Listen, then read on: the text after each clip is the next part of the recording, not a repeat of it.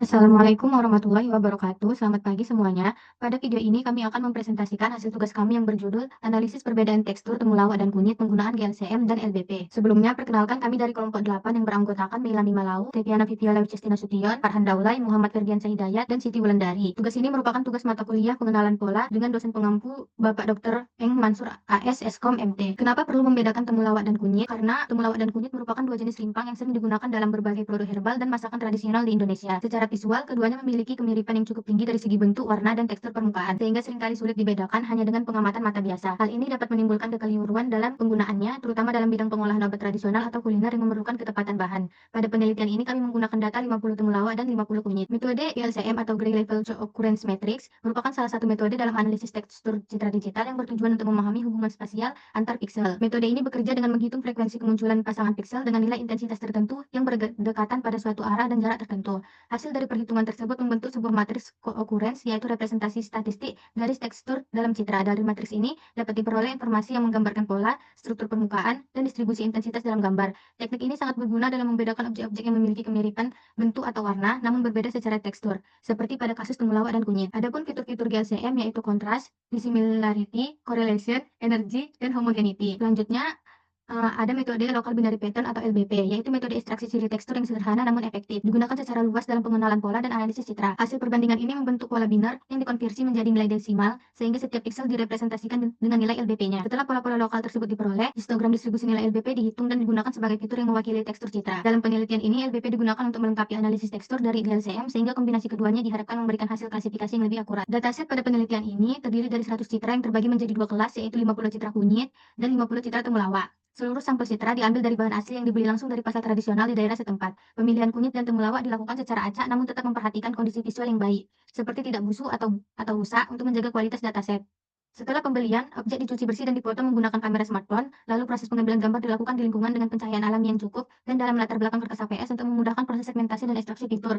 Citra kemudian diklasifikasikan secara manual ke dalam dua folder berbeda, yaitu kunyit dan temulawak, untuk memudahkan pemrosesan batch pada tahap ekstraksi fitur. Tahapan penelitian ini, yang pertama pengumpulan data, lalu pre-processing data, lalu ekstraksi fitur tekstur menggunakan GLCM, selanjutnya ekstraksi fitur tekstur menggunakan LBP, lalu analisis data dan disimpulkan. Selanjutnya akan disampaikan oleh teman saya. Baiklah, selanjutnya adalah hasil dari ekstraksi fitur tekstur GLCM atau Gray Level Co-occurrence Matrix. Gambar tersebut menampilkan dua dataset batang yang membandingkan rata-rata RGB dari dua label yang berbeda, yaitu kunyit dan temulawak. Dari gambar ditunjukkan bahwa temulawak secara keseluruhan memiliki intensitas warna RGB yang lebih tinggi dibandingkan kunyit. Lalu gambar kedua menyajikan grafik batang yang membandingkan rata-rata fitur GLCM dari berbagai sudut, yaitu sudut 0, 45, 90, dan 135 derajat untuk setiap fitur-fitur seperti distinct atau angular second moment dan juga energi. Di sini ditemukan bahwa temulawak cenderung memiliki nilai rata-rata yang lebih tinggi untuk sebagian besar fitur kontras dibandingkan dengan kunyit. Sementara itu, untuk dissimilarity, correlation, homogeneity, ASM, dan energi, perbedaan antara kunyit dan temulawak cenderung tidak terlalu menonjol atau relatif kecil. Lalu, gambar selanjutnya adalah heatmap yang menampilkan nilai standar atau Z-score fitur GLCM untuk kunyit dan temulawak. Dengan berbagai fitur GLCM dan sudut yang sama seperti sebelumnya, heatmap ini secara jelas menyoroti bahwa fitur kontras pada sudut 0, 45, 90, dan 135 derajat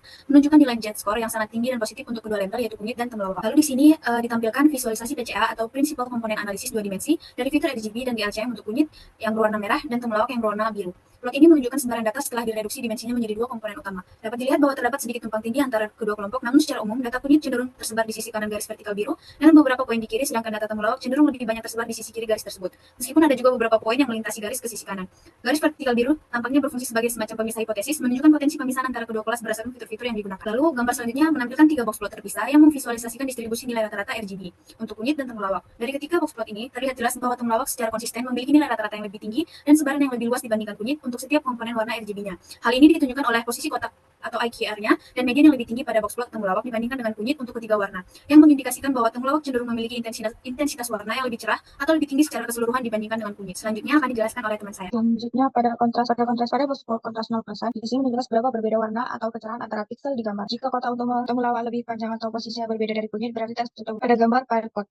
Di sini warna hijau untuk kunyit dan oranye untuk temulawak. Distribusi setiap fitur warna RGB menunjukkan perbedaan yang cukup jelas antara dua kelas, di mana titik-titik data dari masing-masing kelas cenderung membentuk kelompok yang relatif terpisah, khususnya pada fitur B dan G, yang mendukung hasil box sebelumnya pada fitur RGB sangat berguna dalam membedakan dua kelas ini. Kemudian pada purpose GLCM, pada fitur ini warna merah untuk kunyit dan biru untuk temulawak, di mana distribusi untuk keempat fitur memiliki tumpang tindih yang cukup besar antara dua kelas, meskipun ada sedikit perbedaan tren pada fitur tertentu. Sebagian scratchpad menunjukkan pola linear yang bisa berarti fitur-fitur berkolaborasi tinggi, sehingga fitur ini kurang diri sendiri untuk klasifikasi, tapi mungkin akan lebih baik jika digabungkan dengan fitur lainnya seperti RGB. Kemudian pada heatmap kolerasi fitur RGB dan GLCM. Gambar ini menunjukkan kolerasi pasan antara fitur RGB dan GLCM, di mana warna merah kolerasi positif yang kuat, kemudian warna biru kolerasi negatif yang kuat, kemudian warna netral atau putih kolerasi mendekati nol, di mana sumbu Y dan X berisi daftar fitur RGB dan 6 jenis fitur GLCM. Selanjutnya, hasil analisis data berdasarkan kelas visualisasi data yang telah dilakukan terhadap fitur warna RGB dan tekstur GLCM, diperoleh gambar yang cukup jelas mengenai perbedaan karakteristik antara rimpang, temulawak, dan kunyit. Dari blogspot fitur RGB terlihat bahwa nilai RGB pada temulawak cenderung lebih tinggi dibandingkan kunyit dengan sebaran data yang lebih jelas atau lebih luas pada temulawak yang menunjukkan variasi warna yang lebih besar. Analisis lebih lanjut melalui pipeline RGB memperkuat temuan ini, di mana persebaran data dari kedua kelas terlihat membentuk klaster yang terpisah secara cukup jelas, khususnya pada fitur B dan G. Hal ini menunjukkan bahwa fitur warna memiliki kekuatan diskriminatif yang tinggi dalam membedakan kedua jenis rimpang tersebut. Sementara itu, fitur tekstur yang diekstraksi menggunakan metode GLCM juga memberikan informasi tambahan, meskipun tidak sekuat fitur warna. Boxplot dan pipeline fitur GLCM seperti kontras dan correlation menunjukkan adanya perbedaan distribusi temulawak, meskipun beberapa fitur memiliki tumpang tindih antar kelas. Selanjutnya saya kembalikan kepada moderator. Selanjutnya itu ada ekstraksi fitur tekstur local binary pattern atau LBP. Di sini ada visualisasi menggunakan fitur PCA 2 dimensi atau LBP menggunakan PCA 2 dimensi. Bisa kita lihat graf ini menunjukkan hasil reduksi dimensi fitur LBP menggunakan PCA ke dalam 2 dimensi utama, yaitu titik biru untuk kelas kunyit dan titik oranye untuk kelas temulawak. Tanpa ada kecenderungan antara pemisahan antara dua kelas pada fitur ini, kemudian tidak terlalu tegas. Hal ini menunjukkan bahwa fitur LBP memiliki kemampuan untuk membedakan kedua kelas, tetapi klasifikasinya tidak sepenuhnya linear atau sempurna. Pemisahan yang terdapat tumpang tindih ini bisa diatasi dengan fitur tambahan atau metode klasifikasi non linear. Selanjutnya ini citra asli dan citra LBP untuk kunyit. Gambar kiri ini untuk citra asli dari kunyit dengan latar yang tanpa latar, dan sebelah kanan untuk hasil ekstraksi fitur LBP. Citra hasil LBP menekankan tekstur dari objek kunyit terlihat dari pola-pola terang dan gelap yang mengikuti permukaan objek. LBP membantu menangkap informasi mikro tekstur dari permukaan kunyit yang akan digunakan sebagai fitur dalam klasifikasi. Selanjutnya antara citra temulawak yang asli dan hasil ekstraksi LBP. Sama seperti kunyit sebelumnya, sebelah kiri untuk citra asli dan sebelah kanan untuk hasil ekstraksi LBP-nya. Hasil LBP menunjukkan pola tekstur dari permukaan temulawak, meskipun bentuk objeknya berbeda dengan kunyit. Hasil LBP berfungsi untuk mengabstraksi perbedaan tekstur antara kedua jenis rimpang ini. Selanjutnya histogram rata-rata fitur LBP. Grafik ini bisa kita lihat untuk menunjukkan histogram nilai rata-rata fitur LBP untuk kedua kelas. Sumbu X menunjukkan nilai LBP dan sumbu Y menunjukkan frekuensi yang telah dinormalisasi. Terlihat kedua kelas memiliki puncak pada nilai LBP yang sama, yaitu sekitar nilai 8, namun terdapat perbedaan kecil pada desain. Hal ini menunjukkan bahwa walaupun pola utama LBP mirip karena puncaknya hampir sama, tetapi variasi yang digunakan untuk membedakan antara kunyit dan temulawak jika dikombinasikan dengan teknik klasifikasi yang baik. Selanjutnya perbandingan histogram fitur LBP temulawak versus kunyit akan dilanjutkan teman saya. Baik, selanjutnya perbandingan histogram fitur LBP temulawak dan kunyit. Grafik ini menampilkan histogram LBP untuk masing-masing gambar, yaitu antara gambar temulawak dan kunyit. Sumbu X menunjukkan nilai LBP dan sumbu Y menunjukkan frekuensi kemunculannya. Terlihat bahwa sebagian besar nilai LBP berkumpul di angka sekitar 8, yang menunjukkan bahwa pola terstruktur tertentu sangat dominan. Lalu selanjutnya ada histogram bertumpuk LBP temulawak dan kunyit. Grafik ini membandingkan histogram rata-rata dari citra temulawak berwarna oranye dan kunyit yang berwarna hijau. Terlihat bahwa kedua jenis citra memiliki kemiripan pada sebagian besar nilai LBP, tapi ada sedikit perbedaan pada bin tertentu. Hal ini menunjukkan bahwa meskipun terstruktur mereka mirip, ada ciri khas yang membedakan keduanya secara statistik. Lalu selanjutnya ada heatmap rata-rata histogram fitur LBP. Heatmap ini memberikan representasi visual dari nilai histogram rata-rata LBP untuk kedua kelas, yaitu temulawak dan kunyit. Angka yang tinggi pada kolom LBP nilai 8 dengan warna gelap menunjukkan bahwa mayoritas piksel memiliki pola terstruktur yang menghasilkan nilai LBP tersebut. Meski dominan di nilai yang sama, temulawak memiliki nilai 0,89 dan kunyit 0,91, menunjukkan sedikit perbedaan proporsi. Masuk pada hasil analisis data, fitur LBP yang diekstraksi dari citra temulawak dan kunyit menunjukkan pola distribusi yang sangat mirip. Histogram memperbandingkan baik yang ditampilkan secara berdampingan maupun bertumpuk, menunjukkan bahwa bin ke-8 mendominasi secara signifikan pada kedua kelas dengan frekuensi normalisasi yang mencapai lebih dari 0,89.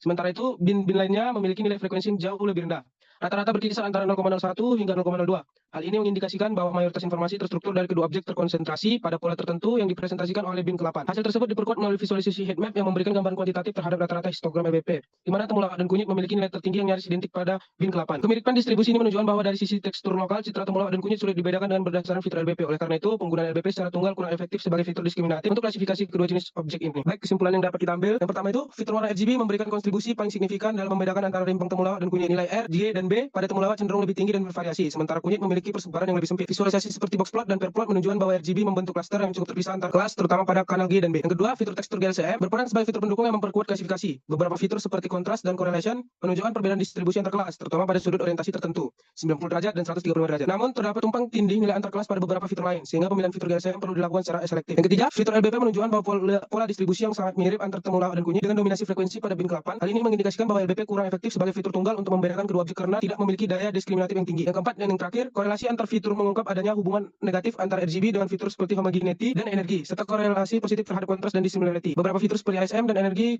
juga sangat berkorelasi satu sama lain, menandakan adanya potensi redundansi. Baik, selanjutnya saya berikan kepada moderator. Sekian hasil dan pembahasan dari tugas kami. Semoga bermanfaat bagi kita semua. Bila ada kesalahan, kami mohon maaf. Terima kasih.